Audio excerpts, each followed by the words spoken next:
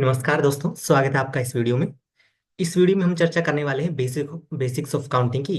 और basic of accounting आप अगर एक आपका स्ट्रॉन्ग हो जाएगा तो उससे आपको क्या है कि 12th क्लास का आगे आपका जो अकाउंटिंग रहेगा, पार्टनरशिप अकाउंट्स रहेगा और बाकी जो आपके टॉपिक्स रहने वाले हैं उनको करने में थोड़ा इजी रहेगा। अच्छा, आपका उन पे स्ट्रॉन्ग होल्ड बनेगा। तो ये इसी पर्पज के साथ में हम इस वीडियो को हम स्टार्ट कर रहे हैं, basic of accounting. Before we begin हम 12th क्लास का सिलेबस करें उससे पहले हमें थोड़ा सा 11th क्लास का एक बार रिवाइज कर लेते हैं। और अगर आता है हमें तो बेटर बात है, नहीं आता तो फिर हम क्या कर लेते हैं, एक बार थोड़ा सा गो थ्रू कर लेते हैं। तो इसी पर्पज के साथ में हम इस वीडियो को हम स्टार्ट कर रहे हैं हमारी। ठीक है। तो सबसे पहले हम देखते हैं कि बेसिक ऑफ अकाउंटिंग में बेसिक अकाउंटिंग आपका क्या है। ठीक है। तो अकाउंटिंग क्या है आपका? अकाउंटिंग एक प्रोसेस है, सिस्टमेटिक प्रोसेस है, identifying, recording, classifying, summarising and interpreting financial transactions. ठीक है। And events of business in money terms, यानी आपका जो भी बिजनेस में ट्रांजेक्शन हो रहे हैं, ये इवेंट्स हो रहे हैं, उनका क्या करना है आपको? उन ट्रांजेक्शन को, इवेंट्स को आइडेंटिफाई करना है, रिकॉर्ड करना है, क्लासिफाई करना है और समराइज करना है इन फाइनेंशियल टर्म्स में। ठीक है। और उससे फिर आपको क्या करना है? आपका रिजल्ट्स, जो आपके रिजल्ट्स जो आएंगे, आपका जो बैलेंस शीट और पीएनएल बनेगा, उनमें जो आपके रिजल्ट आएंगे उनको आपको स्टेक होल्डर्स को कम्युनिकेट करना है। ठीक है। मतलब आपकी प्रोसेस कुछ ऐसी रहेगी कि सबसे पहले हम क्या करेंगे, अलग अलग जो आपकी डिफरेंट डिफरेंट ट्रांजेक्शन है अपनी मॉनेटरी टर्म्स में, इकोनॉमिक टर्म्स में, उनको हम आइडेंटिफाई करेंगे। ठीक है। ठीक है, जैसे आपकी सेल की ट्रांजेक्शन होगी, परचेज की ट्रांजेक्शन होगी, फिर उनको हम रिकॉर्ड करेंगे जर्नल एंट्री के थ्रू, फिर लेजर के थ्रू हम क्या करेंगे, उनको क्लासिफाई करेंगे, फिर हम उनको समराइज करेंगे बैलेंस शीट और पीएनएल के ट्रायल बैलेंस के थ्रू, बैलेंस शीट और पीएनएल बनाकर। और फिर हम क्या करेंगे, इनका इंटरप्रेट इनको क्या करेंगे, इंटरप्रेट करके और कम्युनिकेट कर देंगे आपके स्टेक होल्डर से, ताकि वो इन पर डिसीजन मेकिंग कर ले। ठीक है। तो ये अपना मोटा मोटा एक प्रोसेस हो गया अकाउंटिंग का। ठीक है। अगर हम प्रोसेस देखिए अपना अकाउंटिंग का, तो हमारे पास में सबसे पहले क्या आता है? जर्नल। ठीक है। जर्नल से आप क्या करते हैं? लेजर। लेजर से हमारा क्या बनता है? ट्रायल बैलेंस बनता है। ट्रायल बैलेंस से हमारा पीएनएल बनता है और पीएनएल से हमारा क्या बनता है? Balance sheet. ठीक है। पीएनएल और पीएनएल के बाद हम PNL profit and loss count, और उससे हमारा प्रॉफिट निकलता है और उसको हम क्या करते हैं? बैलेंस शीट में ट्रांसफर मार देते हैं। तो ये हमारा क्या हो गया सारा अकाउंटिंग प्रोसेस पे। ठीक है। यानी एक जर्नल एंट्री आपकी स्टार्ट हुई, तो वो आपकी बैलेंस शीट में जाके बैलेंस शीट पे आपका पेन प्रॉफिट एंड लॉस अकाउंट और बैलेंस शीट पे आपका हिट मारेगी, इफेक्ट डालेगी। और उसको आप क्या करेंगे, अपने जो स्टेक होल्डर्स हैं, ठीक है, जो आपके ओनर्स हैं, ठीक है, जो आपके लेंडर्स हैं, डेटर्स हैं, सॉरी, जो आपके क्रेडिटर्स हैं, ये आपकी लोन वाली पार्टीज हैं जिनसे आपने पैसा लिया हुआ है, उन सबको हम क्या करते हैं? उसकी रिपोर्टिंग करते हैं। तो ये सारी हमारी प्रोसेस क्या हो गई? ये आपकी हमारी सारी प्रोसेस है, अकाउंटिंग की प्रोसेस है। ठीक है। ठीक है। अब हम ऑब्जेक्टिव अगर देखिए, हमारी जो अकाउंटिंग की प्रोसेस है उसके मतलब उसके ऑब्जेक्टिव क्या है? तो सबसे पहले तो देखो हम बात करते हैं कि maintain permanent record of financial transaction. जो भी हमारी फाइनेंशियल ट्रांजेक्शन हो रही है उनका परमानेंट रिकॉर्ड बनाना है अपने को। ठीक है। ये हमारा ऑब्जेक्टिव है। टू कैलकुलेट प्रॉफिट और लॉस ऑफ द बिजनेस, यानी हमने जो पूरा साल धंधा किया है अपना, ठीक है, जो अपने पूरा साल बिजनेस किया है उसका हमें प्रॉफिट या लॉस, उसमें हमें प्रॉफिट हुआ है या लॉस हुआ है, उसको हम डिटरमाइन करते हैं, निकालते हैं। उसके लिए हम क्या बनाते हैं? प्रॉफिट एंड लॉस काउंट बनाते हैं। ठीक है। प्रॉफिट एंड लॉस काउंट से हमें वो निकलता है इनकम स्टेटमेंट, जिसे हम कह देते हैं हमारी परफॉर्मेंस स्टेटमेंट। उसके बाद में हम क्या करते हैं? असर्टेन द फाइनेंशियल पोजीशन, यानी हमारी जो आज किसी पर्टिकुलर डेट पे हमारे जो बिजनेस है उसमें हमारे पास में कितने एसेट है, कितनी लाइबिलिटीज है, उनकी हमारी क्या पोजीशन है। ठीक है। जिसको हम क्या कहते हैं? अपना पोजीशन स्टेटमेंट। ठीक है। Balance sheet. ठीक है। बैलेंस शीट के थ्रू हमें ये पता लगता है कि हमारे बिजनेस की क्या पोजीशन है। देन हम उसके बाद हमारा एक ऑब्जेक्टिव क्या रहता है अकाउंटिंग, उससे assist in planning, controlling and decision making. ठीक है। कि हम जो हमारे एक्सपेंस हुए हैं इस ईयर, उनको एनालाइज, हिस्टोरिकल हमारे जो एक्सपेंस हुए हैं, उनको एनालाइज करके हम नेक्स्ट ईयर का प्लान करेंगे। ठीक है। कोई कैपिटल एक्सपेंस हमें वो करना है, एक्सपेंस करना है, तो उसको हम प्लान करते हैं, कंट्रोल करते हैं, कहीं कहाँ कहाँ हमारे ज्यादा एक्सपेंस हो रहे हैं उनको हम कंट्रोल करने की कोशिश करते हैं, या फिर हमें कोई की डिसीजन लेने हैं तो उनको हम क्या करते हैं? अकाउंटिंग के प्रोसेस अपने ले पाते हैं। ठीक है। तो ये हमें कुछ एक ऑब्जेक्टिव हमें ध्यान में रख के चलने हैं अकाउंटिंग के। ये बेसिक सी बातें हैं, ये आपने 11th में पढ़ी होगी, पर फिर भी हम एक बार 12th में इनको हम डिस्कस कर लेते हैं। ठीक है। काम आ ही जाती हैं। ठीक है जी। अब हम एक बार फिर अपने यहाँ के आते हैं, प्रोसेस, आपकी अकाउंटिंग की जो प्रोसेस है, ठीक है, उसको डिस्कस करने जा रहे हैं।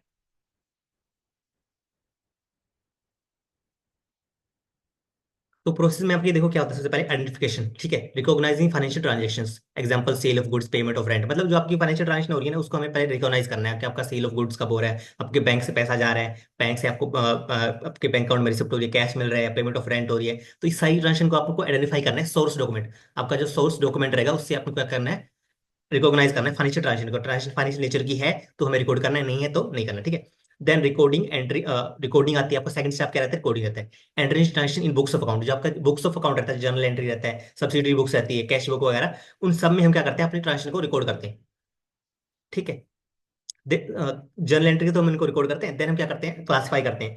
जो आपकी सिमिलर नेचर की ट्रांजेक्शन रहती है उनको एक अकाउंट में ट्रांसफर करते हैं, जैसे कैश से रिलेटेड आपकी बैंक से रिलेटेड ट्रांजेक्शन होगी, सेल की ट्रांजेक्शन होगी, परचेज की ट्रांजेक्शन होगी। तो जो जो एक नेचर की ट्रांजेक्शन है उनको हम एक अकाउंट में क्लासिफाई कर देते हैं, जैसे परचेज का अकाउंट होगा, सेल का ट्रांजेक्शन होगा आपका, और एसेट का अकाउंट होगा आपका। तो इस तरीके से हम क्या करते हैं, एक नेचर ट्रांजेक्शन को एक ही अकाउंट में आपकी क्लासिफाई कर देते हैं। फिर क्या करते हैं हम, अपना जो ट्रांजेक्शन हमारी हुई है हमने रिकॉर्ड किया, उसके बाद क्लासिफाई किया अकाउंट्स में, फिर उनकी हम क्या करते हैं, समरी बनाते हैं, समराइज करते हैं उनको। ट्रायल बैलेंस और फाइनेंशियल स्टेटमेंट्स हम बनाते हैं, ठीक है। फाइनेंशियल स्टेटमेंट आपका पीएनएल और बैलेंस शीट, ठीक है। ये बनाकर हम इनको क्या करते हैं, अपने ट्रांजेक्शन को समराइज करते हैं। और बाद इसके बाद नेक्स्ट स्टेप में हम क्या करते हैं, इंटरप्रेट करते हैं, इनको क्या करते हैं, इंटरप्रेटिंग करते हैं। इंटरप्रेटिंग में अपना क्या कहते हैं, analysing results for stakeholder. इनके जो रिजल्ट्स आते हैं अपने, इनको हम क्या करते हैं, एनालाइज करते हैं कि भाई साहब हमारा इस बार प्रॉफिट हुआ है या लॉस हुआ है, ठीक है।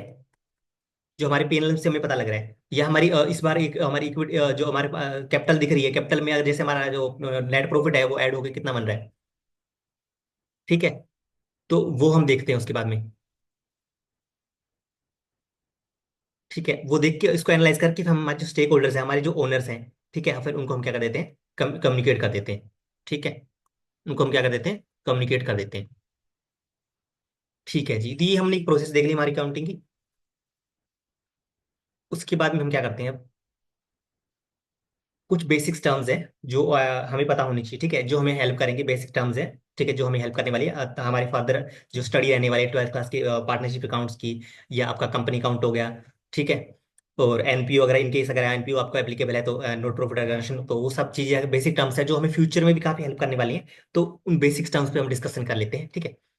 तो सबसे पहले देखो हमें क्या पता होना चाहिए, एसेट। एसेट क्या होता है, एसेट क्या है, आपका एक रिसोर्स है, ओन्ड और कंट्रोल। इस डेफिनेशन में देखो दो की वर्ड्स है, ओन्ड और कंट्रोल। रिसोर्स ओन्ड और control by a business that is expected to provide future economic benefit such as cash, property, vehicle. मतलब देखो आपके एसेट होने के लिए, किसी भी आपको कोई भी रिसोर्स है उसके लिए, एसेट होने के लिए आपको दो चीजें, दो तीन चीजों का उसको फुलफिल करनी है। सबसे पहले क्या आपको होनी चाहिए, वो बिजनेस एंटिटी के पास में क्या होनी चाहिए, उसकी ओनरशिप, यानी वो ओन्ड होना चाहिए, ठीक है। या फिर बिजनेस एंटिटी क्या कर रही है, उस एसेट को आपके कंट्रोल कर रही हो,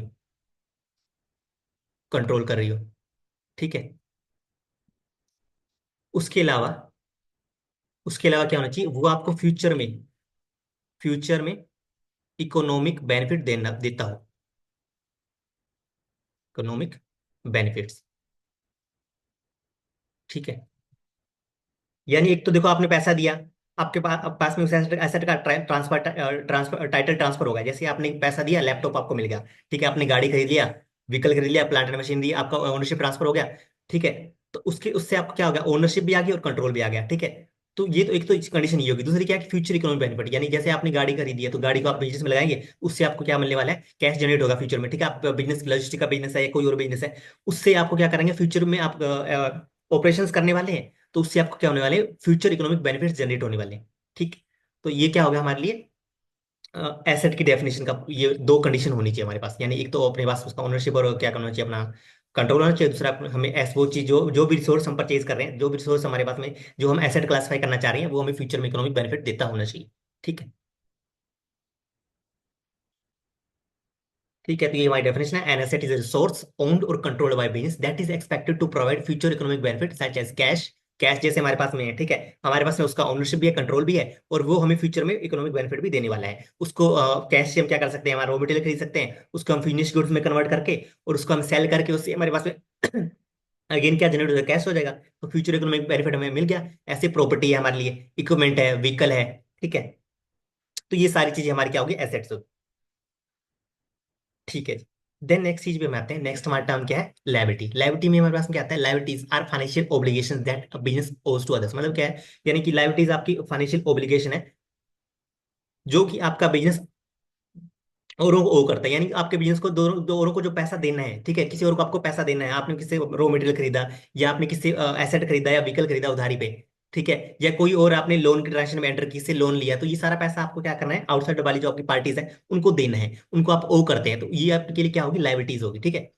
final obligation that business owes to others essentially representing what a company owes to creditors. मतलब कंपनी या बिजनेस जो भी कंपनी या बिजनेस आपका होगा, बिजनेस एंटिटी होगा, आपका जो क्रेडिटर्स जिनसे आपने उधारी में अपने क्या लिया, गुड्स लिए, सप्लायर हो गए, आपके एम्प्लॉइज हो गए, या अदर एंटिटीज, अदर एंटिटीज आपने किसी लोन ले रखा है, ठीक है, कोई आपका बैंक हो गया, एनबीएफसी हो गया, तो ये सारी चीजें होगी, ये सारी आपके लिए क्या है, लाइबिलिटीज है। इनको आपको जो बाहर वालों को जो आपको पैसा देना है, आउटसाइडर्स को जो आपको पैसा देना है, ठीक है, आपके बिजनेस को। ठीक है जी, एसेट लाइबिलिटी। अब कैपिटल, कैपिटल वैसे हमें पहले डिस्कस करना चाहिए था, बट हमारे पास में कैपिटल आ रहा है तो हम कैपिटल को ए बी कर लेते हैं। ठीक है। कैपिटल क्या है? Capital refers to the amount invested by the owner in the business, यानी जो भी आपका ओनर है, ठीक है, या अगर प्रोपाइटर है, प्रोपाइटर सोल प्रोपाइटरशिप आपने 11th क्लास में पढ़ी होगी, तो उस केस में क्या होता है, किसी एक बिजनेस बंदे ने बिजनेस स्टार्ट किया, इंडिविजुअल ने, और वो जो भी आपका पहली एंट्री होती थी, क्या एंट्री होती है आपके, bank to share capital.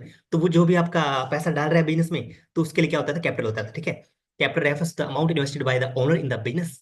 It can be in the form of cash, asset or anything that adds value to the business, यानी किसी फॉर्म में हो सकता है, कैश में हो सकता है, एसेट में हो सकता है, या anything that adds value to the business, यानी कुछ ऐसा जो उसके बिजनेस में क्या कर रहा हूँ, वैल्यू ऐड कर रहा हूँ। ठीक है जी।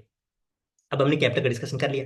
अब अगली चीज पे आते हैं हम, रिवेन्यू या इनकम। रिवेन्यू या इनकम क्या है? रिवेन्यू और income is the total amount earned by business from its operating and non operating activity, यानी ऑपरेटिंग, ऑपरेटिंग यानी direct related to the business, यानी आपका जो बिजनेस है ना, जैसे मेरा अगर बिजनेस है पेन बेचने का है, तो मैं उस पेन के बिजनेस से जो भी रिलेटेड एक्टिविटीज होंगी ना, ठीक है, वो मेरी सारी क्या होगी, ऑपरेटिंग एक्टिविटीज है। तो उनसे मेरे को जो पेन बेच के जो पैसा आने वाला है, वो मेरे लिए क्या है, रेवेन्यू हो गया, ऑपरेटिंग एक्टिविटीज का रेवेन्यू हो गया। उसके अलावा अगर मैंने कहीं किसी बैंक में एफडी कर रखा है, या मेरे को कहीं से इंटरेस्ट आ रहा है, कमीशन आ रहा है, तो वो मेरी ऑपरेटिंग एक्टिविटीज नहीं है, वो मेरी ऑपरेटिंग एक्टिविटीज नहीं है, वो मेरी क्या है, नॉन ऑपरेटिंग, यानी मेरे ऑपरेशन से लेना देना उनका कुछ नहीं है। तो उनसे जो मेरे को पैसा आ रहा है, वो क्या हो गया, मेरी अदर इनकम हो गया। ठीक है। तो वो भी मेरे लिए इनकम है। तो रेवेन्यू और इनकम क्या है, is the total amount earned by the business from its operating business से, या फिर नॉन ऑपरेटिंग, यानी अदर देन बिजनेस एक्टिविटीज से जो मेरे को पैसा आ रहा है। It includes money earn from sale, जो हमने अपने ऑपरेशन से अपने को पैसा आ रहा है, वो हो गया। उसके अलावा अपना इंटरेस्ट हो गया, कमीशन हो गया, रेंट हो गया।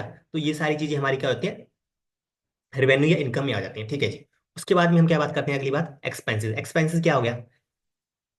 एक्सपेंसेस क्या होते हैं? Expenses are the cost incurred by business to earn revenue, यानी जो भी हम पैसा रेवेन्यू अर्न करने वाले, रेवेन्यू अर्न करने वाले, उसको अर्न करने के लिए जो भी हम अपनी कंपनी के कैश से या बैंक से जो भी हम खर्चे करने वाले, कॉस्ट इनकर करने वाले, वो अपने के लिए क्या हो गया, एक्सपेंसेस हो गया। ठीक है। जैसे हम अपने एम्प्लॉइज को सैलरी दे रहे हैं, हमने कोई बिल्डिंग ऑफिस ले रखा है रेंट पे, उसको तो उसके लिए जो पेमेंट कर रहे हैं, तो वो रेंट हमारे लिए क्या है, एक्सपेंस हो गया। इलेक्ट्रिसिटी बिल की पेमेंट कर रहे हैं, ऐसे ही हमारे एसेट पे डेप्रिसिएशन चार्ज हो रहा है, तो वो हमारे लिए क्या है, एक्सपेंस, एक्सपेंस है। ये सारे हमें एक्सपेंसेस की हेल्प कर रहे हैं, हमारी जो हमारे जो पीएनएल होता है, पीएनएल में हमें क्या, रिवेन्यू अर्न करने में ये हमें हेल्प कर रहे हैं। ठीक है। तो ये बात होगी हमारी एक्सपेंस की। अब डेटर और क्रेडिटर वैसे आपको पता होगा, पर फिर भी हम देख लेते हैं डेटर और क्रेडिटर क्या होता है। डेटर आपका कोई भी ऐसा पर्सन है जिसको आपने उधारी पर क्या किए, सेल किया, उधारी पे आपने सेल किया, सेल ऑफ गुड्स किया, या अपनी सर्विस सर्विस दिया था उसको। अब उधारी पे दिया था, अब उसको, उससे आपको पैसा लेना है, तो वो आपके लिए क्या होगा, डेटर होगा। ठीक है। डेटर आर द पीपल और बिजनेस वो ओ मनी टू द बिजनेस, यानी ये ऐसे बंदे हैं जो बिजनेस को, आपके जो बिजनेस एंटिटी है उसको पैसा देना बनता है जिनको। ठीक है। इन लोगों को हमें पैसा देना है, बिकॉज दे बोट गुड्स और सर्विसेज ऑन क्रेडिट, यानी इन्होंने हमसे याद किया था, गुड्स या सर्विसेज क्या लिए थे, क्रेडिट पे लिए थे, तो इसलिए अभी हमें इनसे पैसा लेना है, रिसीवेबल है हमारे लिए, तो ये डेटर्स हो गए हमारे को। ठीक है।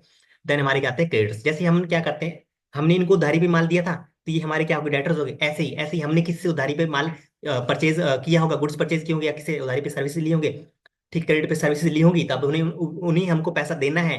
वो हमारी लाइबिलिटी है, आउटसाइडर हैं जिनको हमें पैसा देना है, लाइबिलिटी है, तो उन्हें हम क्या क्लासिफाई कर देते हैं, क्रेडिटर्स।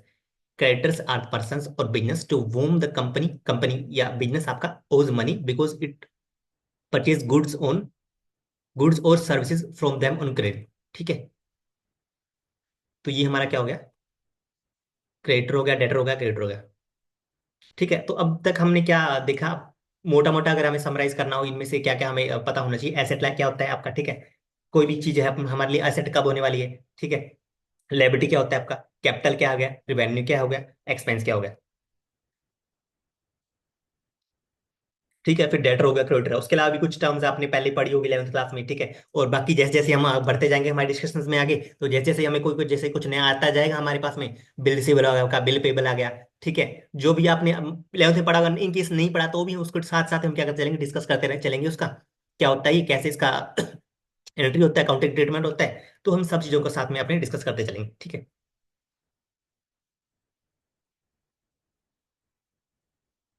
ठीक है जी। अब एसेट में क्या होता है ना, कि एसेट हमारे पास में दो टाइप के हो सकते हैं। एसेट हमारे पास में दो टाइप का, दो तरीके से हम इनको क्लासिफिकेशन कर सकते हैं। ठीक है। एक तो हमारे लिए क्या हो गया, एसेट शॉर्ट टर्म एसेट और लॉन्ग टर्म एसेट हो गए। ठीक है। यानी कि जो हमारे ऑपरेटिंग शॉर्ट, एक साल से हमारे जैसे मोटा मोटा अगर अभी ध्यान रखना हो हमें, अभी अगर हमें ध्यान रखना हो शेड्यूल 3, अब जब हम कंपनी की अकाउंटिंग की बात करेंगे, शेड्यूल 3 की बात करेंगे, तब इसका अलग एक वो थोड़ा रहेगा, ट्रीटमेंट रहेगा। पर अभी हमें ध्यान रखना हो करंट एसेट और लॉन्ग टर्म एसेट का क्या रहेगा, तो जो आपका 12 मंथ से शॉर्टर पीरियड तक आपके रहने वाला है, 12 मंथ से शॉर्टर पीरियड तक आपके पास में, 1 साल के अंदर अंदर तक जो आपके पास रहने वाला है, वो आपका क्या होगा, शॉर्ट टर्म एसेट हो गया।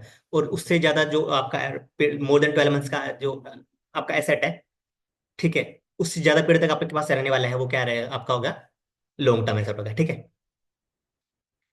ऐसे ही लाइबिलिटीज आपकी क्या हो सकती हैं, शॉर्ट टर्म लाइबिलिटीज और लॉन्ग टर्म लाइबिलिटीज, ठीक है। जिनका पेमेंट आपको 1 साल के बाद बाद करना है, तो वो आपकी क्या होगी, लॉन्ग टर्म लाइबिलिटीज होगी। और जिनका आपको पेमेंट क्या करना है, विद इन 1 ईयर करना है, वो आपकी क्या होगी, शॉर्ट टर्म लाइबिलिटीज होगी, ठीक है। जैसे आपने क्या किया, किसी गुड्स परचेज किए, गुड्स परचेज किया आपने क्रेडिट पर, ठीक है, गुड्स परचेज किया आपने क्रेडिट पर, ठीक है, क्रेडिट पर आपने गुड्स परचेज किए, तो अब ये पर्सन आपके लिए क्या हो गया, गुड्स आपने परचेज की क्रेडिट पर, आपको इसको पैसा देना है, तो आपके लिए क्या होगा, क्रेडिटर हो गया। अब इस क्रेडिटर को आपको पैसा देना है, तो ये क्रेडिटर को पैसा आपको ये साल तक तो बैठा नहीं रहेगा, तो ये कहेगा भाई मेरे पैसे लाओ, 3 महीने, 2 महीने, कितना पेड, 12 महीने से कम कम का पेड देगा आपको। तो आपको 12 महीने से कम पेड में इसको पैसा देना, तो ये आपके लिए क्या होगा, शॉर्ट टर्म लायबिलिटी होगा। तो ये अपना क्या, क्रेडिटर का आपका क्या होगा, शॉर्ट टर्म लायबिलिटी होगा। ऐसे ही आपने अगर किसी को माल या गुड्स आपने सेल किए, ठीक है, उधारी पर, या आपने किसी को सर्विस दी है उधारी पर, तो आपको अपना पैसा लेने के लिए 12 महीने के बाद तो वेट करोगे नहीं, लॉन्ग टर्म डेटर तो आप होने ही दोगे। तो जनरली आप क्या करते हैं, हम जनरली हमारा जो प्रैक्टिस रहता है, इंडस्ट्री में प्रैक्टिस रहता है, या फिर हम एक बिजनेस में, एक बिजनेसमैन के पॉइंट ऑफ व्यू से देखें कि पैसा मेरे को जल्दी से जल्दी रिलाइज हो जाए, जल्दी से जल्दी मैं अपने डेटर से पैसा कलेक्ट कर लूँ, ठीक है। तो ये हमारा इसलिए क्या होता जाता है, आपका शॉर्ट टर्म एसेट हो जाती है, आपकी करंट एसेट हो जाती है, ठीक है। और अगर टेक्निकल टर्म्स में अगर हम जाएं, तो आपका क्या होता है, अगर 12 महीने से कम टाइम में मेरे को पैसा आने वाला है, तो मेरा क्या हो गया, वो आपका क्या हो गया, वो करंट एसेट है, ठीक है। तो डेटर अगर जनरली टर्म में हम देखें, आपका क्रेडिटर्स, क्रेडिटर आपका क्या हो गया, शॉर्ट टर्म लाइबिलिटी हो गया, शॉर्ट टर्म,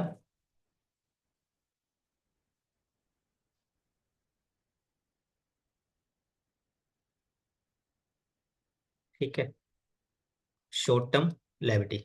ऐसे ही डेटर क्या होगा आपका, डेटर आपका क्या हो गया, करंट एसेट या शॉर्ट टर्म एसेट, ठीक है, करंट एसेट, ठीक है।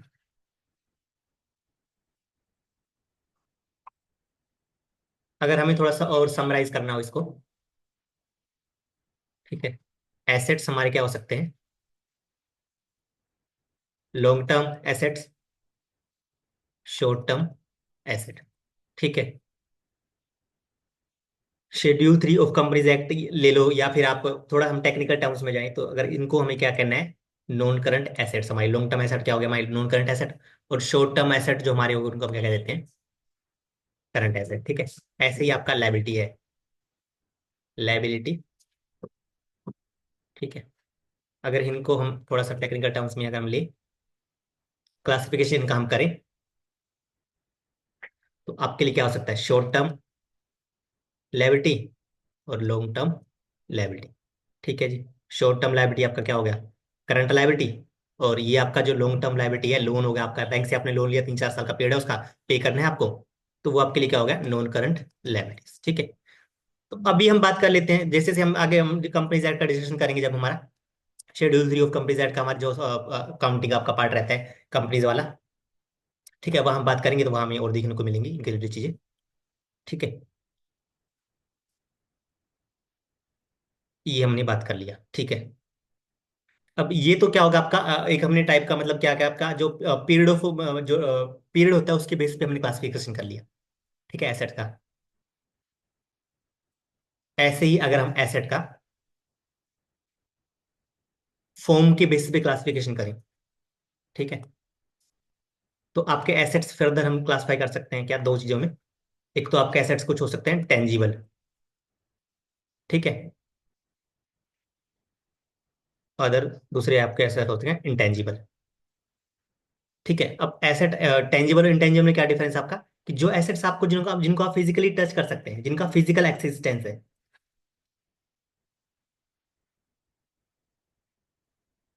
फिजिकल एग्जिस्टेंस है, जिनको आप टच कर सकते हैं, वो तो आपका क्या होगी, टेंजिबल एसेट, ठीक है। जैसे मेरे पास में मान लो कि पेन है, पेन जैसे मेरे पास गुड्स है, मतलब लैपटॉप ले लो आप, ठीक है, लैपटॉप मेरा एसेट है मान लो, ठीक है, लैपटॉप होगा मेरे लिए, और मेरी बिल्डिंग है, और मेरे पास में ऐसे गुड्स है, मशीन हो गया, मेरा व्हीकल हो गया, जो भी एसेट्स जिनका फिजिकल फॉर्म है, एग्जिस्टेंस है, फिजिकली फॉर्म है, फिजिकल एग्जिस्टेंस, जिनको मैं टच करके फील कर सकते हैं, तो वो हमारे क्या हो गए, टेंजिबल एसेट्स है, टेंजिबल एसेट्स है। और ऐसे ही जिनका फिजिकल फॉर्म नहीं है, जिनको हम टच नहीं कर सकते, खाली हम सर क्या कर सकते हैं, हमारा ये तो उनका हम यूज कर सकते हैं।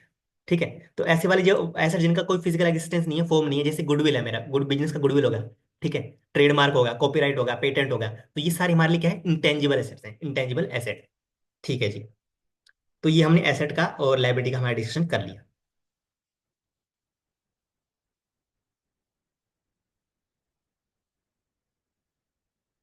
ठीक है, एक डिस्कशन इसी में हम और करते हैं।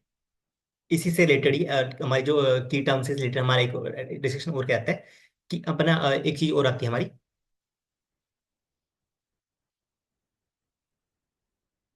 ठीक है। आपका one more discussion is related to revenue, nature के आइटम्स, या फिर आपका ऐसे रिवेन्यू एक्सपेंस और कैपिटल एक्सपेंस।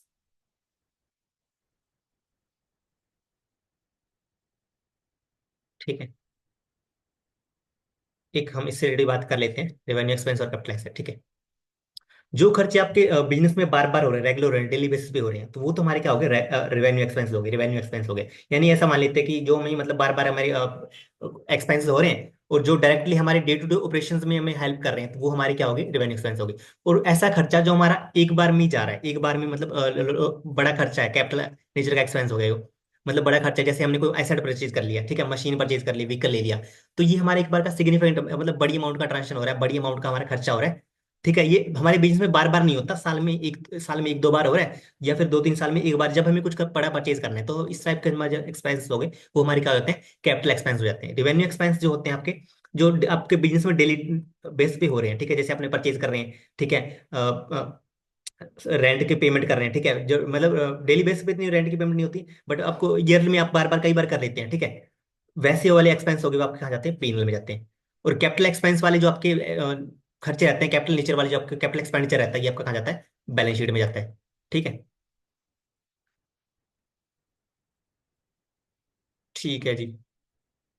ऐसी आप क्या रिसिप्ट है, ये तो आपका क्या हो गया, रिवेन्यू एक्सपेंस हो गया और कैपिटल एक्सपेंडिचर हो गया। ऐसी हमारी क्या रिसिप्ट होती है। तो रिसिप्ट भी हमारी या तो रिवेन्यू टाइप रिवेन्यू रिसिप्ट हो सकती है, रिवेन्यू रिसिप्ट, या फिर हमारी क्या हो सकती है, कैपिटल रिसिप्ट। ठीक है। ठीक है जी। रिवेन्यू रिसिप्ट मतलब जो हमें मतलब ऐसा मान लो कि हमारे बिजनेस से बार बार मतलब हम कुछ ट्रांजेक्शन कर रहे हैं, ठीक है, हमने गुड्स अगर सेल कर रहे हैं, सेल से हमारे पास में पैसा आ रहा है, ठीक है, या फिर और कोई इंटरेस्ट वगैरह हमें मंथली आ रहा है, तो इस तरह का जो हमारा रिसिप्ट होती है हमें, तो ये हमारी क्या होती है, रिवेन्यू नेचर की रिसिप्ट है, ये हमारी सारी किस में जाती है, पीएनएल में जाती है। ठीक है। तो कब ट्रेडिंग एंड पीएनएल अकाउंट होता है, उसमें जाती हैं।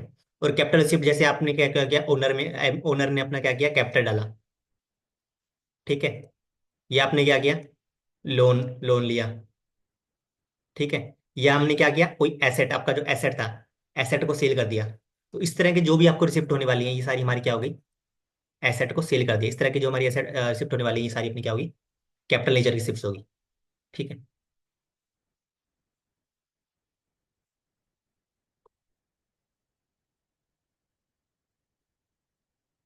ठीक है।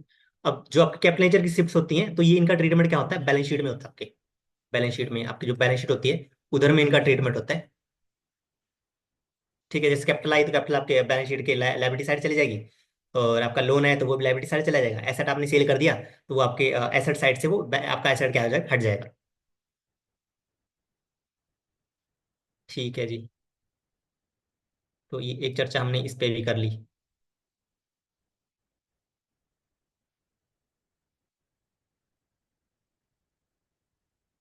ठीक है। अब हम नेक्स्ट हमारे, जैसे जर्नल एंट्री आई होप आपने 11th क्लास में की होगी। ठीक है। आती होगी आपके, और अगर आती है तो वेल एंड गुड है, कोई बात नहीं। आती अगर नहीं है आपको, इनकेस आई तो फिर भी हम तो एक थोड़ा सा अपना रिवीजन ले लेते हैं, ताकि थोड़ा सा आपको आइडिया लग जाए, सो दैट आप फ्यूचर में आपको जब भी आप जैसे हम आगे बढ़ेंगे हमारे डिस्कशन में, तो आपको कोई इशू ना आए, प्रॉब्लम्स ना आए करने में जर्नल एंट्री। ठीक है।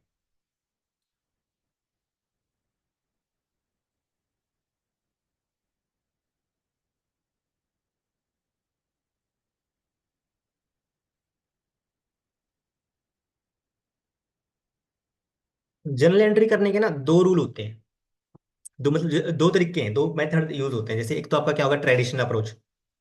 ठीक है, दो अप्रोच होती है, एक तो ट्रेडिशनल अप्रोच होगी हमारी, या फिर गोल्डन रूल्स ऑफ अकाउंटिंग वाली, जो आपको कहते हैं ना टाइप ऑफ अकाउंट में क्लासिफाई करते हैं आप, personal account, real account, nominal account. और उसके बाद में फिर उनके रूल्स होते हैं। एक तो वो वाली अप्रोच होगी, और एक और अप्रोच है हमारी मॉडर्न अप्रोच। ठीक है, तो वो दो अप्रोच होती है। हम ना दोनों का डिस्कशन कर लेते हैं थोड़ा थोड़ा, दोनों का डिस्कशन कर लेते हैं, तो कि दोनों की आपको क्लैरिटी रहे। ठीक है, जो भी आपको जिससे भी आपको इजी लगता है, तो फिर उसी मेथड से आप क्या कर लें, अपनी जर्नल एंट्री कर लें। ठीक है जी, तो पहले हम आते हैं अपना ट्रेडिशनल अप्रोच पे, जो ऑलमोस्ट सभी फॉलो करते हैं। ठीक है, गोल्डन रूल्स ऑफ अकाउंटिंग वाली अपनी अप्रोच। तो इसमें हमने क्या किया, टाइप्स ऑफ जो अपना जो अकाउंट्स होता है, अपने जो अकाउंट्स होता है, हमने उनको बांट दिया तीन अकाउंट्स में। पर्सनल अकाउंट, रियल अकाउंट और नॉमिनल अकाउंट। ठीक है, पर्सनल अकाउंट्स में तो आपके सारे जो अकाउंट हो गए इंडिविजुअल या एंटिटी या ऑर्गेनाइजेशन से। ठीक है, उनसे रिलेटेड जो आपके अकाउंट हो गए, उनको हमने बोल दिया कि ये सारे हमारे क्या है, पर्सनल अकाउंट है। यानी इंडिविजुअल का अकाउंट जो आपका डेटर क्रेडिटर का अकाउंट हो गया, आपकी जो लोन वाली पार्टीज होगी, ठीक है, ये हो गई, या किसी और ऑर्गेनाइजेशन में आपकी फाइनेंशियल डीलिंग चल रही है, तो ये सारे जो आपके अकाउंट हो गए पर्सन्स के, यानी ह्यूमंस बींग्स के अकाउंट ले लो, या पर्सन्स के आपके अकाउंट हो गए सेपरेट लीगल, मतलब जिनका वो है एंटिटी है, सेपरेट लीगल है, एंटिटी है, उस टाइप के जो आपके वो अकाउंट्स होंगे ना, उनको हमने बोला कि पर्सनल अकाउंट है। ठीक है, जैसे हम इनको थोड़ा और सब कैटेगराइज करें, तो नेचुरल पर्सन हो गए, जो जैसे नेचुरल नेचुरल पर्सन हमारे राम सीता जो, यानी ह्यूमन बींग्स हो गए। देन हमारे आर्टिफिशियल पर्सन, आर्टिफिशियल पर्सन में अपना क्या होगा, कंपनी हो गया, कोई एक्स वाई जेड लिमिटेड होगा, लिमिटेड कंपनी हो गया, कोई आपका बैंक हो गया, ठीक है, गवर्नमेंट हो गया।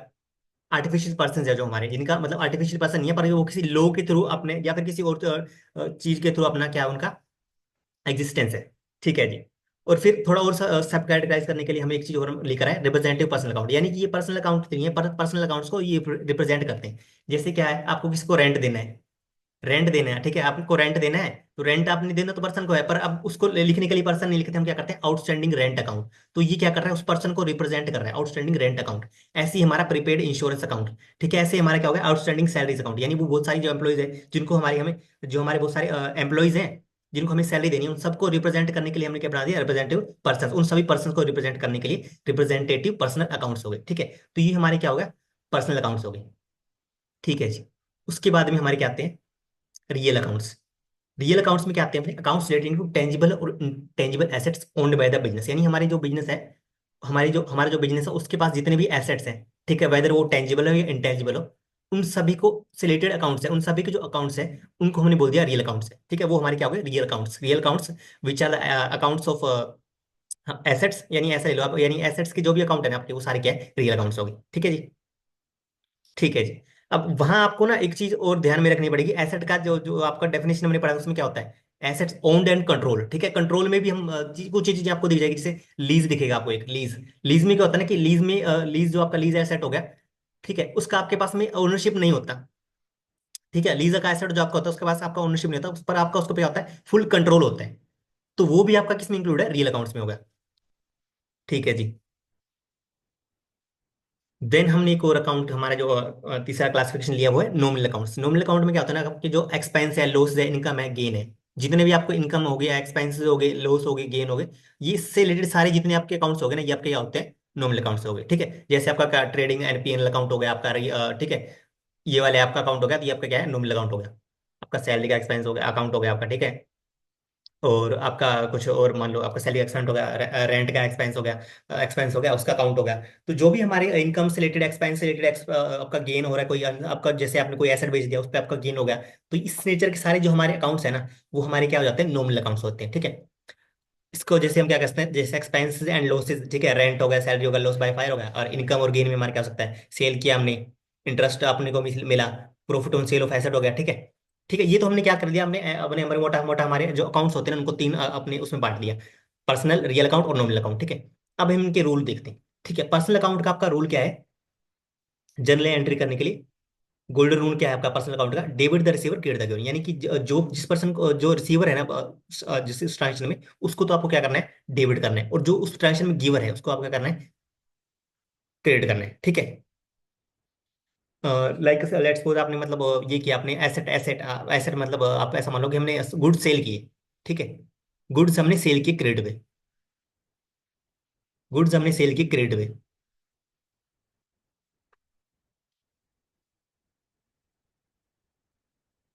गुड्स, ठीक है, सोल्ड ऑन क्रेडिट। इस केस में हमारा क्या होगा? इस केस में हमारा पर्सन एंगेज्ड है, एक पर्सन एंगेज्ड है, ठीक है।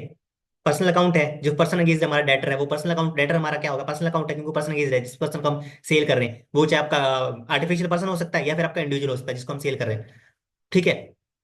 वो हमारा एंगेज है इस ट्रांजेक्शन में, तो उसको हमने गुड्स हमने दिए, तो वो क्या हो गया?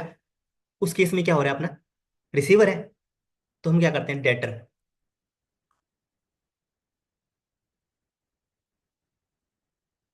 ठीक है, टू सेल्स,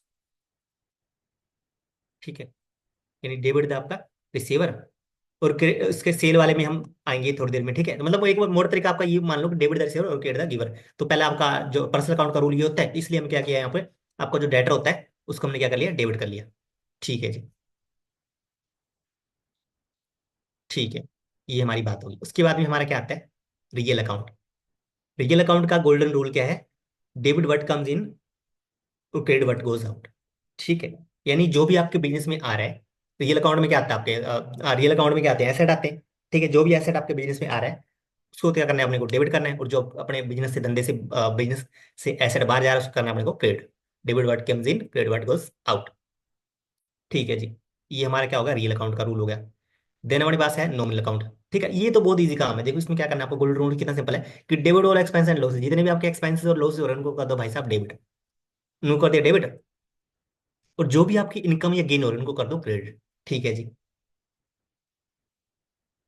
अब ये हम मोटा मोटा हमने तो क्या कर लिया, तीनों रूल देख लिए। पर्सनल अकाउंट का रूल क्या होगा आपका? Debit the receiver, credit the giver. और आपका जो अब आपका जो रियल अकाउंट उसका रूल क्या है? डेबिट व्हाट कम्स इन और credit what goes out. Nominal account का रूल क्या हो गया? Golden rule, debit all expenses and losses, credit all incomes and gains, ठीक है। अब हम जनरल एंट्री, अब हम कुछ एक ट्राई करके देखते हैं, ठीक है जी। सेल का हमने देखा ऊपर, सेल का आपका क्या हो गया? डेटर, डेबिट, डेटर क्या है आपका? Personal account, debtor to sales, ठीक है। रीजन इसका सिंपल, डेटर आपका क्या है? पर्सनल अकाउंट है, डेटर आपका पर्सनल अकाउंट है, इसलिए उसको क्या कर दिया हमने? डेटर आपका पर्सनल अकाउंट, उसको हमने क्या कर दिया? डेबिट का, डेबिट रिसीवर। और सेल क्या है आपका? नॉमिनल अकाउंट है, इनकम का अकाउंट है। और डेबिट क्या कहते हैं? डेबिट अपना ऑल द इनकम, डेबिट आपका sorry, debit all the expenses and losses, and credit all the incomes and gains. तो आपका क्या है? सेल क्या है आपका? इनकम है, इसको इसलिए हमने क्या कर दिया? क्रेडिट कर दिया, ठीक है, सिंपल है। ऐसे ही अगर हमने क्या कर दिया, पैसा हमें मान लो कि पर्सन से पैसे रिसीव हो रहे हैं हमें, ठीक है, किसी पर्सन से हमें पैसे रिसीव हो रहे हैं, तो हमने मान लो एंट्री मार ली बैंक। और कॉमन नेम जो काफी यूज होता है हमारा, मान लेते हैं हमारा गीता लेते हैं, चलो ठीक है, गीता, ठीक है। बैंक डेबिट, और क्या का क्रेडिट गीता, ठीक है। क्योंकि हमारे पास डेबिट रियल अकाउंट क्या कहते हैं? डेबिट वर्ड के एसेट आ रहा है, एसेट आ रहा है रियल अकाउंट। और जो हमारे पास बैंक में पैसा आ रहा है, बैंक क्या आपका? एसेट है, एसेट क्या आपका? रियल अकाउंट में आ रहा है, ठीक है। Debit word comes in.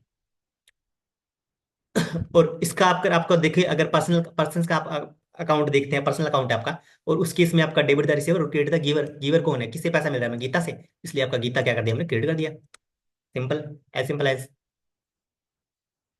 ठीक है। ऐसे ही आपने सैलरी पे कर दी, सैलरी पे कर दी आपने, ठीक है, सैलरी पे कर ली। उससे पहले हम क्या करें? सैलरी पे कर दी, तो सैलरी टू बैंक, ठीक है। बैंक हम ओनली कैश के थ्रू डायरेक्टली पे कर रहे हैं, ठीक है।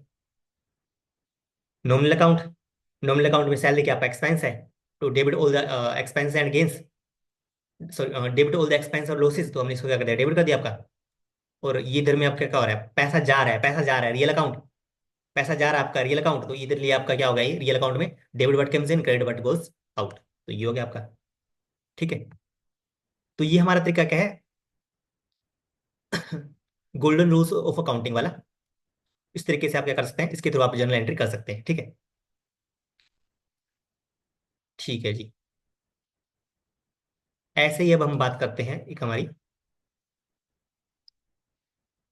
आउटस्टैंडिंग सैलरी, ठीक है। आउटस्टैंडिंग सैलरी हमारी को एंट्री करनी है, ठीक है। आउटस्टैंडिंग सैलरी हमें एंट्री करनी है। आउटस्टैंडिंग सैलरी मतलब क्या होगा? जो सैलरी हमारी आउटस्टैंडिंग है, ठीक है, जो हमने अभी दी नहीं, जो हमारी सैलरी अभी तक आउटस्टैंडिंग है, जो हमने दी नहीं अभी तक हमारे, ठीक है, देने वाली पड़ी है। तो हमें दो चीजें देखनी है इसमें। एक तो हमें क्या करना है? एक्सपेंस बुक करना है, ठीक है, एक्सपेंस को वो करना है डेबिट मतलब हमें क्या करना है? पीएनएल में पहुंचाने हैं। तो सबसे पहले क्या कर लो आप? सैलरी अकाउंट, नॉमिनल अकाउंट है, नॉमिनल अकाउंट का सैलरी क्या है, नॉमिनल अकाउंट है, नॉमिनल अकाउंट का रूल क्या है, डेबिट ऑल द एक्सपेंस और लॉसेस। तो हमने क्या कर लिया इसको, डेबिट। ठीक है जी। अब जो आपका आउटस्टैंडिंग सैलरी है, आउटस्टैंडिंग सैलरी मतलब जो आपका सैलरी पेबल है, और वो पेबल क्या है कि बहुत सारे पर्सन को पेबल है। ठीक है, आपके एम्प्लॉइज को पेबल है, तीन चार जो आपके एम्प्लॉइज है, ठीक है, आपके बिजनेस में उनको पेबल है।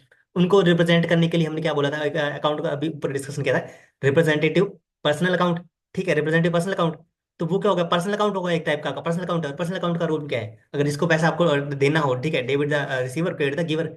ठीक है, ये हो गया आपका। इधर में इसका आप क्या कर लो, आउटस्टैंडिंग सैलरी। ठीक है, ये हमारा क्या हो जाएगा, एक्सपेंस हो जाएगा, पेनल चल जाएगा, और ये हमारा क्या हो जाएगा, लायबिलिटी खड़ा हो जाएगा, बैलेंस शीट में चला जाएगा आपका ये। ठीक है जी।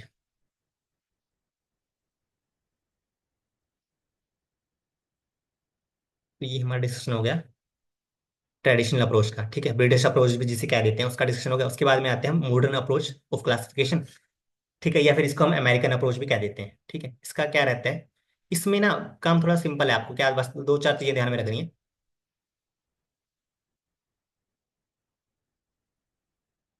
दो चार चीज अकाउंटिंग एंट्री के रूल के हैं इसमें, दो चार चीज आपको क्या ध्यान में रखनी है। देखो, एसेट है आपके पास में, बस आपको क्या ध्यान रखना है, पांच अकाउंट है आपको क्या रखना है, एसेट, लायबिलिटी, कैपिटल, इनकम और एक्सपेंस। ठीक है, ये आपको पांच अकाउंट ध्यान में रखने हैं।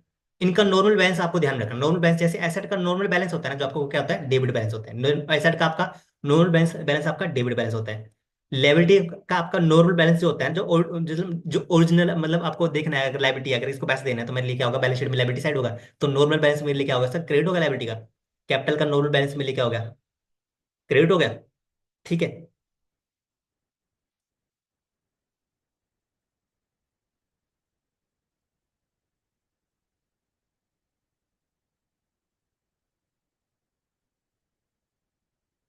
ठीक है, कैपिटल का मेरा नॉर्मल बैलेंस क्या होगा, क्रेडिट हो गया। इनकम का मेरे लिए क्या है, नोल बैलेंस क्या है, क्रेडिट है। और एक्सपेंसेस का अपना नोल बैलेंस क्या है, डेबिट है। ठीक है। अब हमें क्या ध्यान रखना है कि नॉर्मल बैलेंस मेरे लिए जो है ना, बस उसको ध्यान रखना है। और जैसे ही मेरे पास में इसमें चेंज होता है नॉर्मल बैलेंस में, यानी एसेट मेरा इंक्रीज हो रहा है, एसेट मेरा इंक्रीज हो रहा है या डिक्रीज हो रहा है, उसके अकॉर्डिंग मेरा क्या हो जाएगा, जनरल एंट्री। जैसे मेरा एसेट अगर इंक्रीज हो रहा है, मुझे क्या करना है, एसेट के जो उस अकाउंट, एसेट के अकाउंट करना है, डेबिट करना है। और एसेट मेरा क्या हो रहा है, डिक्रीज हो रहा है, तो मुझे क्या करना है, एसेट अकाउंट क्रिएट करना है। ठीक है, अगर मेरे पास मशीनरी आ रही है, मशीनरी में परचेज कर रहा हूँ, तो मशीनरी अगर मेरे पास पहले से एसेट मशीनरी है और मैं और मशीनरी परचेज कर रहा हूँ, तो उस केस में क्या हो रहा है, एसेट का आपको नॉर्मल बैलेंस डेबिट होता है। ठीक है। और आप परचेज कर रहे हैं तो उससे आपका क्या, एसेट का बैलेंस क्या आपका हो रहा है, प्लस हो रहा है, इंक्रीज हो रहा है। तो आपको क्या करना है, एसेट के अकाउंट को, मशीनरी के अकाउंट को क्या करना है, मशीनरी के अकाउंट को डेबिट कर देना है। ठीक है। जैसे ऐसे आपका अगर मशीनरी सेल हो रहा है, मशीनरी आपका क्या हो रहा है, सेल हो रहा है, तो उस केस में क्या हो रहा है, मशीनरी का बैलेंस आपका क्या हो रहा है, क्रेडिट हो रहा है। सो क्रेडिट हो रहा है मतलब लेस हो रहा है आपका, डिक्रीज हो रहा है, मशीनरी का बैलेंस आपका डिक्रीज हो रहा है, सेल हो रहा है, तो उस केस में आपको करना है, मशीनरी को क्रेडिट मारना है। ठीक है, टू मशीन मार देना है। ऐसे ही लाइबिलिटीज में अगर आपका लाइबिलिटी का बैलेंस आपका क्या हो रहा है, इंक्रीज हो रहा है, तो आपको क्या करना है, लाइबिलिटी को क्रेडिट करना है। और लाइबिलिटी का बैलेंस अगर आपका क्या हो रहा है कि डिक्रीज हो रहा है, तो आपको क्या करना है, डेबिट का। ठीक है, कैपिटल आपका क्या है, नॉर्मल बैलेंस का क्रेडिट है, लाइबिलिटी आपके बैलेंस शीट की लाइबिलिटी साइड में शो होता है। ठीक है। तो जैसे आपका कैपिटल का अमाउंट इंक्रीज हो रहा है, पार्टनर्स और पैसे और कैपिटल ला रहे हैं, या फिर आपका जो इंडिविजुअल है, सोल प्रोप्राइटर है, और कैपिटल इंट्रोड्यूस कर रहा है बिजनेस में, तो उस केस में आपको क्या करना है, क्रेडिट करना है। ठीक है, एंट्री में कैपिटल का आपका अकाउंट क्या करना है, आपको क्रेडिट करना है। और इन केस विड्रो ड्रॉइंग कर रहा है, कैपिटल विड्रॉ कर रहा है, तो उस केस में आपको करना है, कैपिटल का बैलेंस कम हो रहा है, डिक्रीज हो रहा है, आपको क्या करना है, डेबिट करना है। ऐसे इनकम, इनकम में क्या हो रहा है, ठीक है, इनकम में यार थोड़ा गलत लिखा हुआ है, तो इसको कट कर सकते हैं। ठीक है। ठीक है, इनकम का नॉर्मल बैलेंस आपका क्या है, इनकम का आपका नॉर्मल बैलेंस आपका क्रेडिट बैलेंस है। आपका जब भी इनकम इंक्रीज होगा तो आपको क्या करते हैं, पेन लेके आपको क्रेडिट साइड में डालते हैं। तो हमें जब भी हमारा मतलब क्या है कि इनकम का बैलेंस इंक्रीज होगा, इनकम का बैलेंस इंक्रीज होगा, तो हम क्या करेंगे, इनकम होगी हमारी तो हम क्या करेंगे, क्रेडिट करेंगे। ठीक है।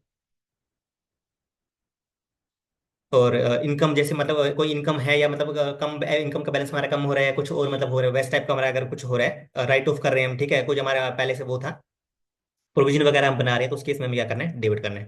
ठीक है, इंक्रीज एंड डिक्रीज हमें देखना है। और ऐसे ही हमारे क्या कहते हैं, एक्सपेंसिव हो गया। ठीक है, रॉन्ग प्रिंट हो गया।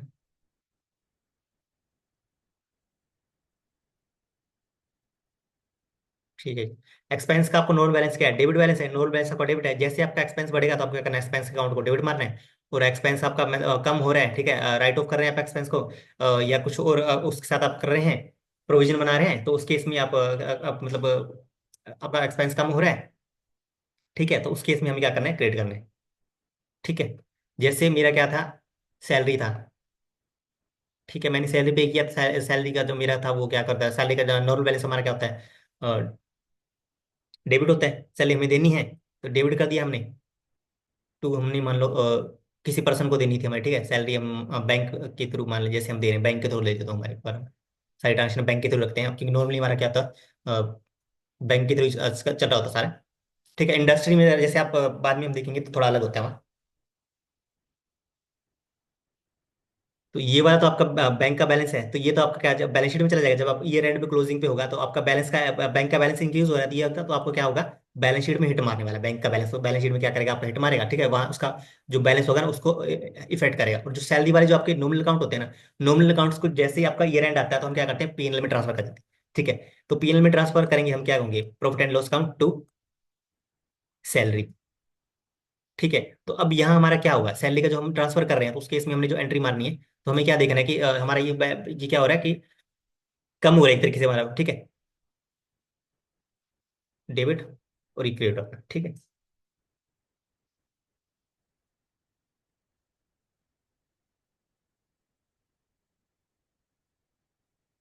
ठीक है, तो ये मतलब मॉडर्न अप्रोच है। तो मॉडर्न अप्रोच में बस आपको क्या क्या देखना है? एसेट, लायबिलिटी, कैपिटल, इनकम और एक्सपेंस, मतलब बस 5 एक्सपेंस का इनका अपने को क्या करना है? 5 इनका अकाउंट्स का ध्यान रखना है। ठीक है। एसेट आपका नॉन बैलेंस डेबिट होता है, और जैसे आपका एसेट इंक्रीज होगा, आपका एसेट इंक्रीज होगा तो आपको क्या करना है? डेबिट करना है। और आपका एसेट कम हो रहा है तो क्रेडिट करना है। लायबिलिटी का नॉन बैलेंस क्रेडिट है। आपकी लायबिलिटी बढ़ रही है तो क्रेडिट, और लायबिलिटी कम हो रही है तो डेबिट है। कैपिटल का बैलेंस आपका नॉर्मल क्रेडिट है। कैपिटल आपकी अगर इंक्रीज हो रही है तो आपको करना है क्रेडिट अकाउंट को। और कैपिटल आपकी हो रही है क्या? डिक्रीज, तो आपको अकाउंट करना है डेबिट। और वैसे इनकम का आपको नॉर्मल बैलेंस क्या है? क्रेडिट। नॉर्मल बैलेंस आपका क्या है? क्रेडिट। और आपकी इनकम बढ़ रही है, ठीक है, आपकी इनकम हो रही है, आपको इनकम हो रही है, कोई भी आपको इनकम का अगर बुक करना है तो आप क्या करना है? क्रेडिट करना है। ठीक है। और जैसे ही अगर कुछ आपको इनकम को वो करना है, राइट ऑफ करना है या कुछ और करना है उसका, तो अब कम हो रही है, जहाँ आपको डिक्रीज हो रही है इनकम वाला, इनकम का एक्सपेंस आपका, इनकम का जो अकाउंट है आपका डिक्रीज होता दिखे तो आप क्या करना है? उसको क्रेडिट करना है। ऐसे एक्सपेंस हमारे अगर इंक्रीज हो रहे हैं, एक्सपेंस में हो रहा है तो हमें उसको एंट्री करना है डेबिट। और उसका अगर अपोजिट हो रहा है, डिक्रीज होता है दिख रहा हो, तो हमें क्या करना है? क्रेडिट। ठीक है। तो ये हमारा मॉडर्न अप्रोच हो गया, अमेरिकन अप्रोच हो गया जनरल एंट्री का।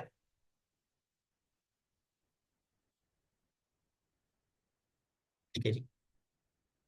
जर्नल के बाद में हम क्या करते हैं? लेजर पोस्टिंग करते हैं। ठीक है। यानी कि हम क्या करते हैं? जर्नल एंट्री करने के बाद में जो सेम नेचर की जो हमारी एंट्रीज होती हैं उनको अप्रोप्रिएट जो अपन उसका काउंट होता है उसमें भेज देते हैं। ठीक है। Ledger posting is the process of transferring journal entries to the appropriate accounts within ledger. ये जो अपना लेजर जो बुक्स होती है उसमें जो हमने जर्नल एंट्रीज की हैं उनको उनके अप्रोप्रिएट अकाउंट में हमने भेजना होता है। ठीक है। जैसे हमने सैलरी की अगर कम सारी एंट्रीज कर रहे हैं, ठीक है, सैलरी टू बैंक की जा रहे हैं, सैलरी टू बैंक की जा रहे हैं, तो सैलरी की एंट्रीज क्या होगी? आपके सैलरी अकाउंट में जाएगी, बैंक की एंट्रीज क्या आ जाएगी? आपके बैंक के अकाउंट में साथ साथ में आपकी होती जाएंगी। ठीक है। ये आपकी होती है लेजर पोस्टिंग होती है। ठीक है। तो ये हमने लिख भी दिया, देखो, balance of all the personal account and real accounts are shown in the balance sheet and at the year end carry forward to the next year. यहाँ आपके जो भी पर्सनल अकाउंट है और रियल अकाउंट है उनके आपको बैलेंस होते हैं वो आपके बैलेंस शीट में शो होते हैं, और नेक्स्ट ईयर में आपके होते हैं कैरी फॉरवर्ड होते हैं। और ठीक है, बैलेंस से nominal accounts are transfer to profit and loss account at the year end. यानी आपके जो भी नॉमिनल अकाउंट्स होते हैं, एक्सपेंस और इनकम, और आपके एक्सपेंस इनकम के जो भी एक्सपेंस इनकम के जो भी आपके अकाउंट्स होते हैं उन सबका जो बैलेंस होता है वो आपका पीएनएल में चला जाता है। ठीक है। और पीएनएल से फिर आपका लास्ट में क्या निकल जाता है? Net profit. और नेट प्रॉफिट आपका सीधा फिर क्या आता है? बैलेंस शीट में आता है। ठीक है। तो ये टी फॉर्म का लेजर जो अकाउंट रहता है उसका एक सैम्पल फॉर्मेट है, आपने बनाई होंगी 11th क्लास में, आपने किया होगा सारा कुछ, तो आप एक बार वैसे भरना है। उसके अलावा बाकी हमारे पास में बहुत है, ये हम कैप पार्टनर के कैपिटल अकाउंट बनाएंगे, मशीनरी अकाउंट बनाएंगे, और अलग अलग तरीके के अकाउंट हम 12th में बनाने वाले हैं हमारी, तो ये सारी अपनी हो जाएंगी। ठीक है जी। फिर उसके बाद में हमने ट्रायल बैलेंस ले लिया। नेक्स्ट हमारा प्रोसेस में जो स्टेप आता है लेजर पोस्टिंग के बाद हम क्या बनाते हैं? Trial balance. ठीक है।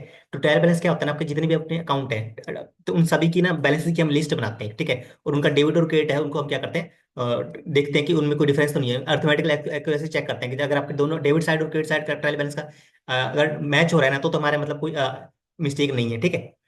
अगर मैच नहीं हुआ तो मतलब हमारी अकाउंटिंग में कोई ना कोई इश्यूज है। ठीक है। It trial balance is statement that list all ledger accounts balance. ठीक है। जितने आपके लेजर अकाउंट बैलेंस सबको लिस्ट करता है, डिवाइडेड इनटू डेबिट और क्रेडिट कॉलम्स, यानी आपका डेबिट कॉलम में रहेगा और क्रेडिट कॉलम में रहेगा। ठीक है। To check the arithmetic arithmetic accuracy check करने के लिए इसको हम बनाते हैं अपना डबल एंट्री सिस्टम का। ठीक है जी। तो ये एक सैंपल आपको ट्राई बैलेंस यहाँ पर हमने दे रखा है, ठीक है। तो इसमें देखो, देख सकते हैं हम क्या क्या अपने पास में कॉलम है, ठीक है।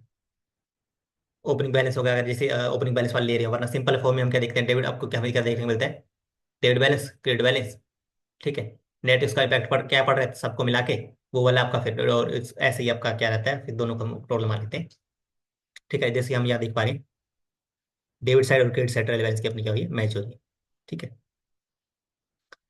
ठीक है जी। अब सारी हमने करने प्रोसेस हमारी करने के बाद में, जर्नल कर लिया, अपने लेजर कर लिया, ड्राई बैलेंस के बाद में हम लास्ट में क्या बनाते हैं, फाइनेंशियल स्टेटमेंट, ठीक है। बैलेंस शीट और पीएनएल बनता है, उससे हम क्या निकालते हैं, अपने पीएनएल क्या कहते हैं, पीएनएल जो आपका ट्रेडिंग है, PF profit and loss account है, उससे आपका क्या आता है, उससे आपका प्रॉफिट आ जाता है, और प्रॉफिट फिर आपका क्या जाता है, बैलेंस शीट में चला जाता है, ठीक है। और बैलेंस शीट में आप क्या करते हैं, सारी लाइबिलिटीज को, कितना कितना आपको किस लाइबिलिटीज का पे करने वाला, देने वाला पैसा खड़ा है, और कितनी कितनी कितनी कितनी अमाउंट के आपके क्या क्या एसेट आपके पास में बिजनेस में है, तो वो हमारी प्रॉफिट एंड लॉस अकाउंट और बैलेंस शीट हमारा बनता है, ठीक है।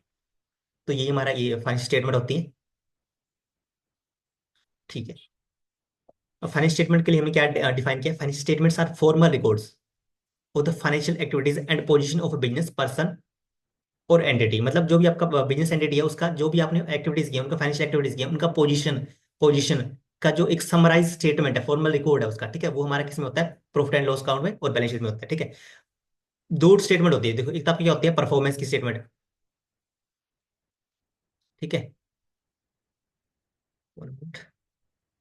एक तो आपको परफॉर्मेंस स्टेटमेंट, तो एक आपको पोजीशन का स्टेटमेंट, ठीक है। परफॉर्मेंस का आप यानी अपने बिजनेस में क्या परफॉर्मेंस है आपका, प्रॉफिट है या लॉस है, तो वो तो आपका क्या हो गया, प्रॉफिट एंड लॉस काउंट हो गया। और आपका जो पोजीशन है, आपके क्या कितने एसेट्स हैं, कितनी लाइबिलिटीज है आपकी, बिजनेस की क्या पोजीशन है, ठीक है, ईयर एंड पे। तो आपका ईयर एंड जो अकाउंटिंग ईयर एंड होता है, जब आपका कोई पीरियड एंड हो रहा है, आपका फाइनेंशियल ईयर हो रहा है, उस पर आपके पास में क्या पोजीशन है बिजनेस का, उसका जो आपका स्टेटमेंट होता है, उसको हम क्या कहते हैं, बैलेंस शीट, ठीक है जी। यानी आपका क्या दो चीजें हैं, परफॉर्मेंस और पोजीशन। परफॉर्मेंस, परफॉर्मेंस आपका जो स्टेटमेंट है वो आपका क्या हो गया, profit and loss account, income statement. और आपका जो पोजीशन स्टेटमेंट हो गया, ठीक है, वो आपका क्या हो गया, बैलेंस शीट हो गया, ठीक है जी। ठीक है, ये हमने यहाँ लिखा, they provide summary of financial performance and financial position of an entity over a specific period, यानी कोई एक स्पेसिफिक पीरियड है, उस टाइम पे आपको, या फिर कोई आपका specific period, typically at the end of accounting year, आपका जो अकाउंटिंग ईयर के एंड पे आपको क्या बता रहे हैं कि बिजनेस ने आपका कितना परफॉर्म किया, ठीक है, और क्या उसकी पोजीशन है अभी, ठीक है जी।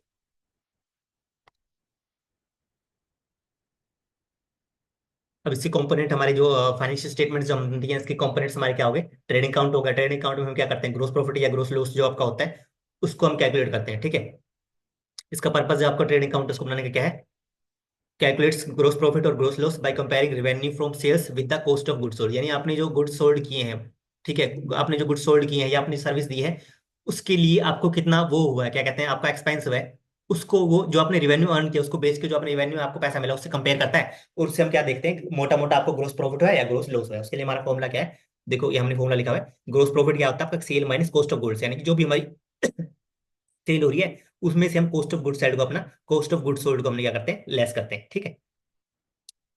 अब इसका हमने आइटम्स हमने ले रखा है, देखिए डेबिट साइड क्या आता है आपका, डेबिट साइड आपका ट्रेडिंग अकाउंट होता है, उसके डेबिट साइड में हम क्या लेते हैं, ओपनिंग स्टॉक आ जाएगा आपका, ठीक है, रॉ मटेरियल का ओपनिंग स्टॉक है, फिनिश गुड्स का ओपनिंग स्टॉक है, वर्क इन प्रोग्रेस का आपका ओपनिंग स्टॉक है, फिर आपने कुछ परचेज किए हैं, ठीक है, ये सारा आपका मिलकर वो बनता है, कॉस्ट ऑफ गुड्स सोल्ड बनता है। परचेज किए हैं, परचेज में से हम क्या लेस करते हैं, अपना लेस रिटर्न्स करते हैं, जो भी हमने रिटर्न्स परचेज में, जो भी अपने रिटर्न्स हमने परचेज रिटर्न किया है उसको लेस करते हैं, यानी परचेज नेट ऑफ रिटर्न्स कह सकते हैं, परचेज नेट ऑफ रिटर्न्स हम उसमें लेते हैं।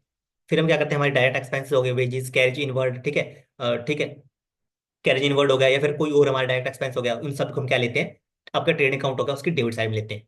क्रेडिट साइड में हम क्या लेते हैं, सेल्स नेट ऑफ रिटर्न्स, यानी जो भी आपने सेल रिटर्न किया उसको नेट करके हम क्या लेते हैं, आपका सेल्स लेते हैं, ठीक है। फिर हमारा क्लोजिंग स्टॉक, यानी जो हमारा क्लोजिंग स्टॉक हमारे पास में पड़ा है, क्लोजिंग इन्वेंटरी हमारे पास में जो पड़ा है, उसको हम क्या करते हैं, आपका ट्रेडिंग अकाउंट का क्रेडिट साइड में लेते हैं, ठीक है, ताकि हमारे पास में कॉस्ट जो हमने उसकी आएगी, जो हमने सोल्ड की है, कॉस्ट ऑफ गुड सोल्ड का कॉस्ट है हमारे पास में, क्योंकि पीएनएल के हमने डेबिट साइड में क्या किया, आपका स्टॉक जो हमारे पास में ओपनिंग पड़ा था वो भी डाल दिया, नया परचेज किया वो भी डाल दिया, डायरेक्ट एक्सपेंस जो हमारे साथ डाल दिया, पर कुछ तो हमारे पास जो स्टॉक पड़ा है, क्लोजिंग स्टॉक है, तो उसको तो हमें क्या करना है, वो तो नहीं लेना, तो उसको भी हम क्या लेते हैं, अपने क्रेडिट साइड में ले लेते हैं,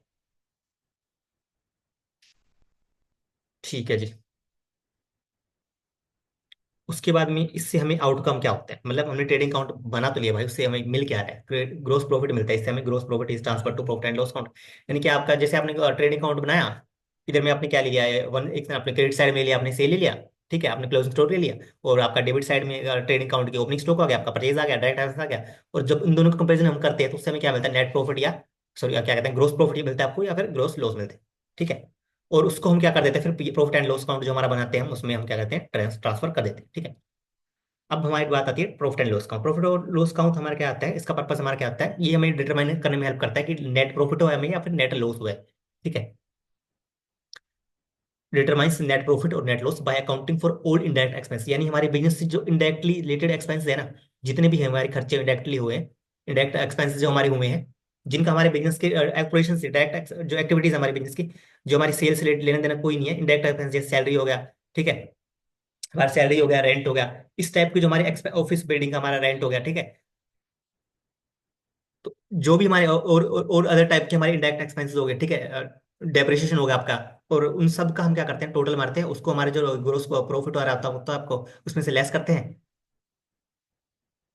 और देन फिर हमें क्या मिल जाता है, आपका नेट प्रॉफिट या नेट लॉस मिल जाता है, ठीक है। तो ये हमने यहाँ लिखा हुआ नेट प्रॉफिट और net loss by accounting for all indirect expenses, example rent, salaries, income and incomes, जो भी आपके अगर कुछ और अदर इनकम, अगर आपकी इनडायरेक्ट इनकम हो रही है, अदर इनकम हो रही है, जो आपके बिजनेस, जो आपकी मेन बिजनेस एक्टिविटी है, ठीक है, आपका जो मेन ऑपरेशन है, उसके अलावा जो आपकी कोई इनकम हो रही है, जैसे आपका मेन बिजनेस ऑपरेशन सेल से हो रहा है, ठीक है, सेल आपका मान लो कि आपका पेन का बिजनेस है, पेन का बिजनेस है, और पेन बेच को जो भी आपको पैसा आ रहा है वो तो आपका क्या हो गया, सेल हो गया, रेवेन्यू हो गया, रेवेन्यू फ्रॉम ऑपरेशन हो गया।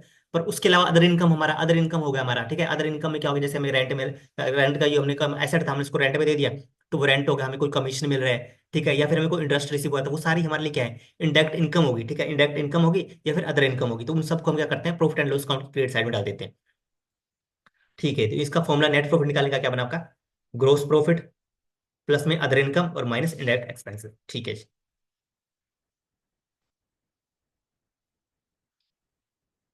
अब इसमें हमारे क्या क्या आइटम आते हैं, ठीक है, प्रॉफिट एंड लॉस अकाउंट में आपके क्या क्या आइटम आते हैं, डेबिट साइड में देखो आप, डेबिट साइड में हम क्या करते हैं, जो भी हमारे इंडायरेक्ट एक्सपेंसेस हुए, एग्जांपल आपका रेंट हो गया, डेप्रिसिएशन हो गया, एडवर्टाइजिंग हो गया, ठीक है, ये इंडायरेक्ट एक्सपेंसेस हो गए, हम सब इंडायरेक्ट एक्सपेंसेस हो गए आपके, जितने भी सारे आपका कुछ आपके लॉसेस हो रहे हैं, उन सबको हम क्या करते हैं, प्रॉफिट एंड लॉस अकाउंट के टेबल साइड में डाल देते हैं।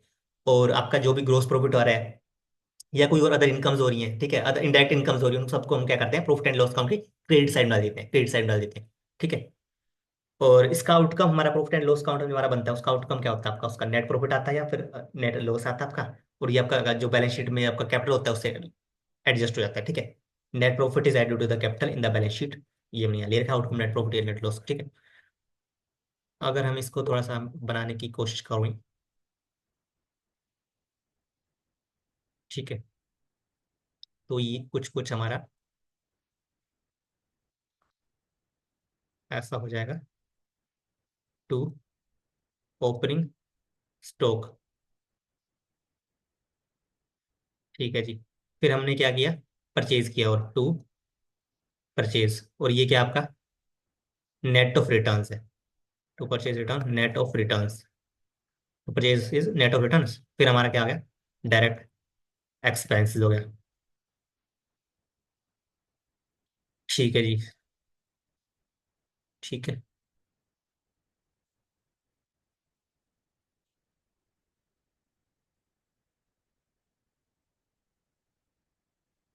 ठीक है। फिर हमारा क्या हो गया, बाय सेल्स, जो भी हमारी रेवेन्यू हुआ है, सेल्स हुई है, ठीक है, जो हमारे बिजनेस ऑपरेशन से वो अपनी यहाँ हमने ले ली है। और फिर हमें क्या करना है, बाय क्लोजिंग स्टॉक, ठीक है, ताकि इसकी कॉस्ट, जो इसकी कॉस्ट है जाकी क्लोजिंग स्टॉक, ताकि जो हमारी जो टोटल हमने परचेज लिया है, परचेज में से हमारा जो क्लोजिंग स्टॉक जो हमारे पड़ा है उसकी हमारी जो कॉस्ट है वो हमारी क्या हो जाए, टोटल जो हम जो हमारा जो गुड्स है उसकी कॉस्ट में से इसकी कॉस्ट लेस हो जाए। अगर हम इसको लेस नहीं करते तो हमारे पास में जो टोटल है, जो हमारी जो गुड कॉस्ट ऑफ जो हमारी गुड्स सोल्ड आएगी, उसमें क्या रहेगा, आपका जो क्लोजिंग स्टॉक है ना उसकी कॉस्ट रहेगी, वो भी इंक्लूड रहेगी, पर हमें नहीं करना, हमें क्या लेना है, खाली कॉस्ट ऑफ गुड्स सोल्ड लेना है, इसलिए हम क्या करते हैं, इसको भी अपने ट्रेडिंग अकाउंट में क्रेडिट साइड में ले लेते हैं, ठीक है जी।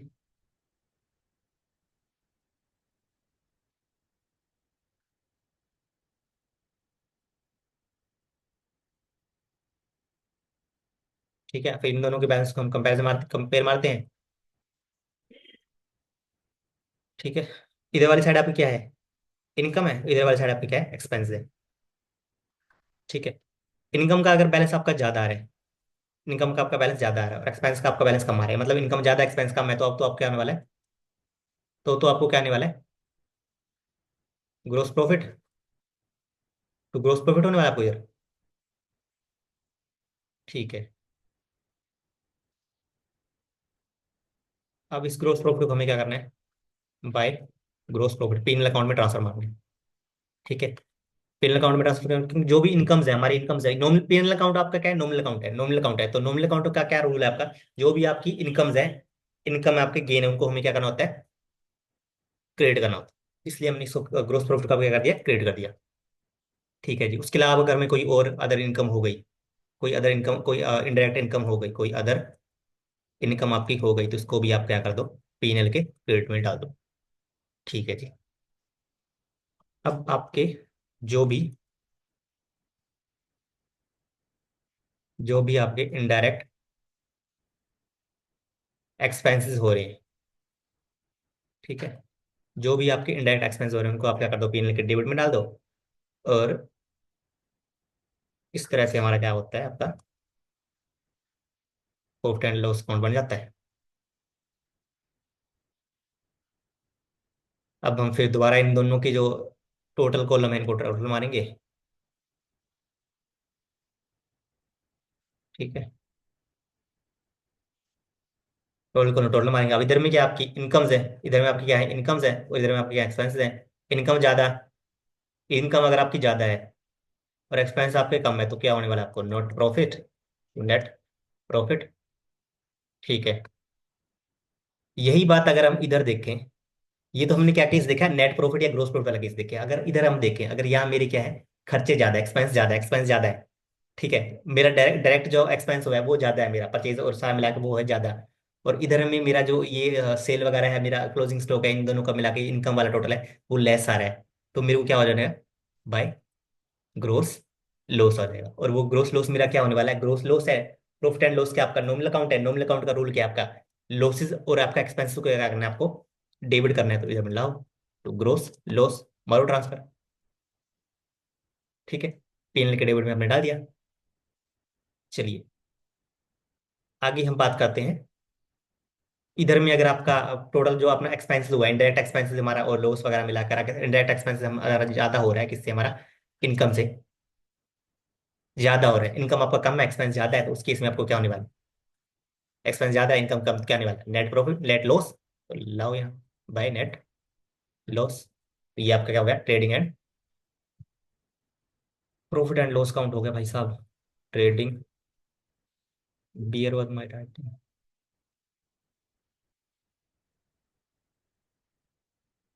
Trading and profit and loss account, ये हमारा हो गया तैयार।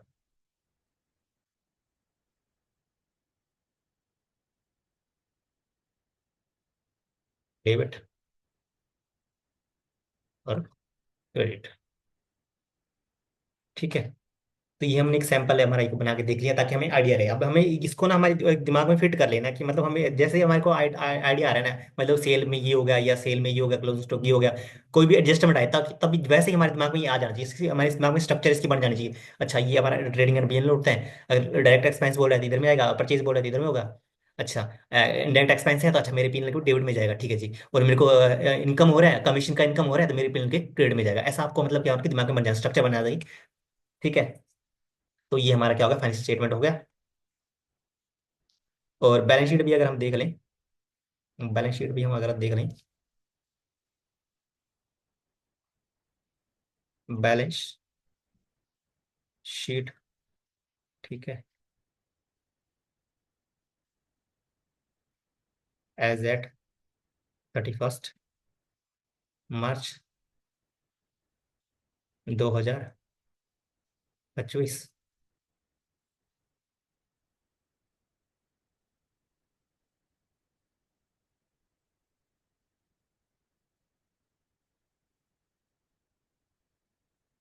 इधर आप क्या होगा, सारा लायबिलिटी,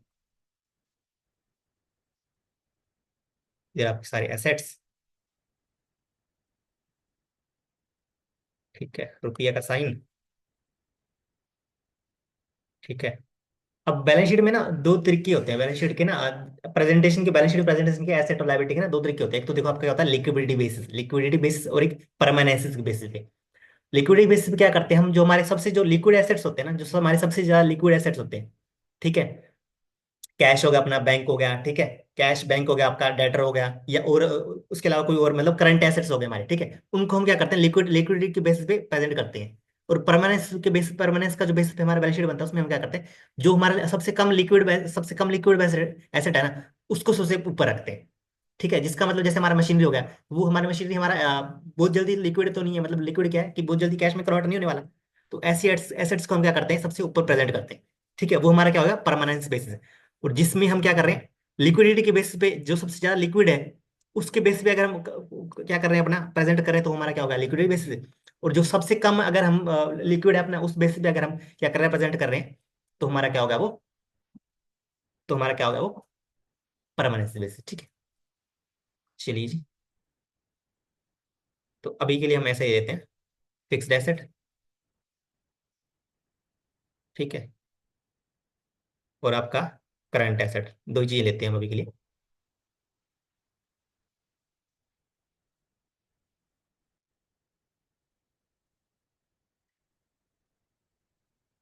लायबिलिटीज में आपका देखिए सबसे पहले कैपिटल।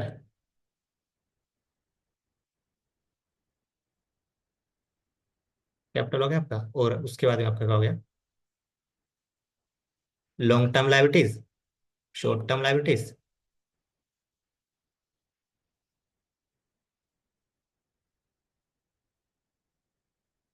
तो ये हमारा बैलेंस शीट टैली हो गया। ठीक है, तो ये हमने एक बैलेंस शीट देख लिया, टी फॉर्म में हमारा ऐसे हम बैलेंस शीट बहुत सारी बनाने वाले हैं। ठीक है जी। तो इसी के साथ में ना हमारा बेसिक वाला मोटा मोटा डिस्कशन है वो पूरा होता है। काफी सारी चीजें हमने इसमें डिस्कस करी। ठीक है, हम स्टार्टिंग में हम मतलब अकाउंटिंग की डेफिनेशन से चले, उसको ऑब्जेक्टिव देखी हमने, ऑब्जेक्टिव क्या है, जनरल एंट्री देखी हमने, जनरल एंट्री कैसे आपको क्या कहते हैं, ट्रेडिशनल अप्रोच से आपको जो आपका गोल्डन रूल्स ऑफ अकाउंटिंग है उससे कैसे करनी है, मॉडर्न अप्रोच से आपको कैसे करनी है, जो आपको एसेट जो आपको जो कहते हैं अकाउंट्स के बैलेंस ध्यान रखना है, उससे देखा हमने। फिर हमने क्या आपका लेजर पोस्टिंग देखा, लेजर पोस्टिंग, और उसके बाद आपका हमने क्या देखा, ट्रायल बैलेंस के बाद हमने क्या देखा, फाइनेंस स्टेटमेंट आपके, फाइनेंस स्टेटमेंट हमने क्या देखा, आपका ट्रेडिंग काउंट देखा, प्रॉफिट एंड लॉस काउंट देखा, और बैलेंस शीट देखा। ठीक है, तो ये एक बैलेंस शीट वैसे हमने दे रखी है। ठीक है, ये आपके अकाउंटिंग सॉफ्टवेयर में कुछ ऐसा, मतलब ये आपका अकाउंटिंग सॉफ्टवेयर, ये आपका क्या कहता है, trading and profit and loss account है। तो यहाँ आप देख सकते हैं, रेवेन्यू फ्रॉम ऑपरेशन हो गया, सेल ऑफ प्रोडक्ट से इतना आ रहा है, सेल ऑफ सर्विसेज से इतना आ रहा है, और यहाँ हम टोटल अमाउंट ले रहे हैं। ठीक है, ये आपका परचेज ऑफ अकाउंट आ गया। और इस तरीके से आपका फिर ये कैरी फॉरवर्ड हो रहा है, यहाँ आपका ग्रोस लॉस आया था, ग्रोस लॉस आपका क्या हुआ, इधर में पीएनएल में क्रेडिट कैरी फॉरवर्ड हो गया, ग्रोथ हो गया। और आपके फिर इनडायरेक्ट एक्सपेंसेस आ गए, और फिर आपका क्या नेट लॉस निकल गया। ठीक है, और इस तरह से आपका बैलेंस शीट आ गया। बैलेंस शीट का हमने देखो आपको प्रेजेंटेशन देखा है।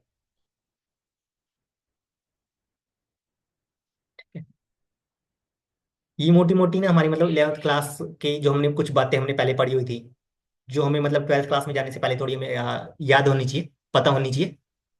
थोड़ा सा हमने रिकॉल करने की कोशिश की है, ताकि हमें आगे हमें दिक्कत ना आए। तो हमने अपना एक जो अपना बेस है उसको हमने स्ट्रॉन्ग करने की कोशिश की है। तो आई होप आपको चीज़ें समझ आई होंगी। ठीक है, आपको आपने चीज़ें समझी होगी, बढ़िया से आपको रिकॉल हुआ होगा, आपको 11th क्लास का रिवीजन हो गया होगा। ठीक है, इससे आपको थोड़ा बैलेंस शीट, बैलेंस आपका जो क्या कहते हैं, आपका जो बेस होता है वो स्ट्रॉन्ग हुआ होगा।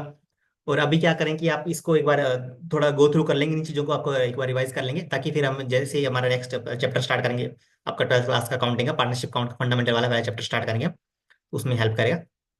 ठीक है, तो अभी आपके लिए थैंक यू एवरीवन, और मिलते हैं आप हमारी नेक्स्ट वीडियो में। आपका जो चैप्टर 1 होगा आपका 12th अकाउंट्स का पार्टनरशिप का, उसके साथ मिलेंगे नेक्स्ट वीडियो में। Okay, thank you everyone.